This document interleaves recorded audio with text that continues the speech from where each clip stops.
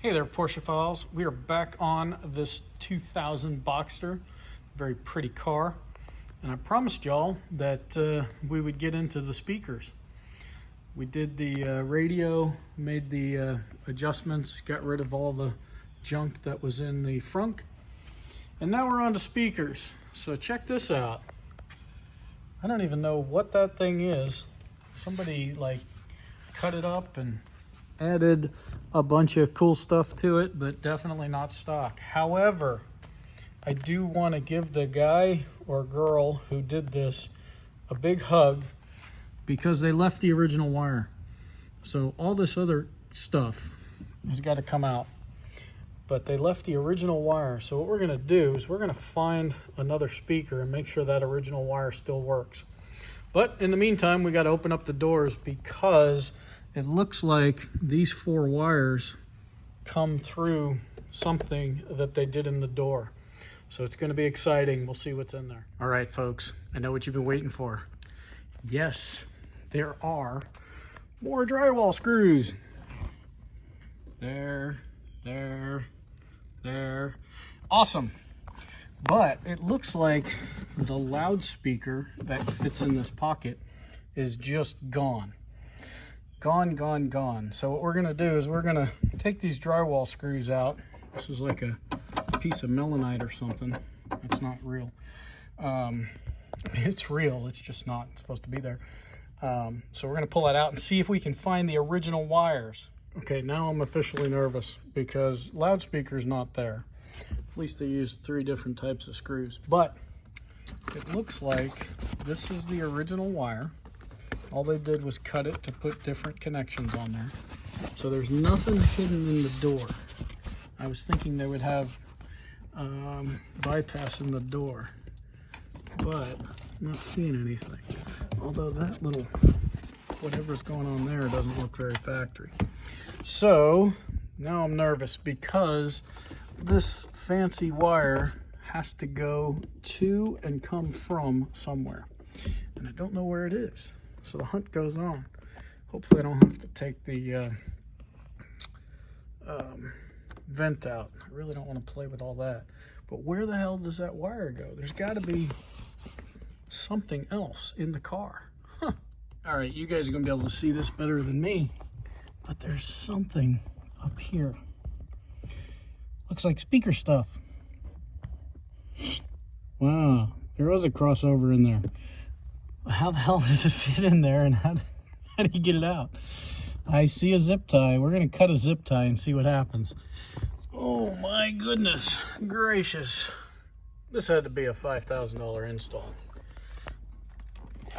The problem is, where does this go? Where does the wire go? So we got 2 white cables here. Well, maybe 3. No, 2. So where do they go? And how do they get there? And holy cow, they're back. Holy cow. Oh goodness. We're gonna find it, but I don't know what this, I mean, it's a bandpass, right? It's just a crossover, but question is, none of those are factory wires. So how did they feed this? Where does it go? Huh. I hope we don't have the whole same thing on the other side. I don't think we do, because this went up to the speaker in the top of the dash. Question is, how did they get this guy? So this is the original factory wiring. So somewhere this has to be tied to factory wires. Oh goodness. I have not taken out one of these inner panels, but it doesn't mean it can't be done. So we'll see what happens. All right, so a little common sense and just a touch of stereo knowledge. There's an input and a woofer. Pulled those 2 wires apart. And my guess is, or was, that the input was coming from the main speaker wire. And then everything else was coming off of that. And that is, in fact, exactly what they did. They cut the green and brown on this side, and then they put these ends on it. So our challenge is, this goes through the door, right? This one comes and actually pipes its way all the way up, and then we see the end of it here. And then this one goes all the way to the front where the DSP, the pseudo amplifier is. So what we really need to do is just reattach that and that. Problem is, there is no space to make that crimp.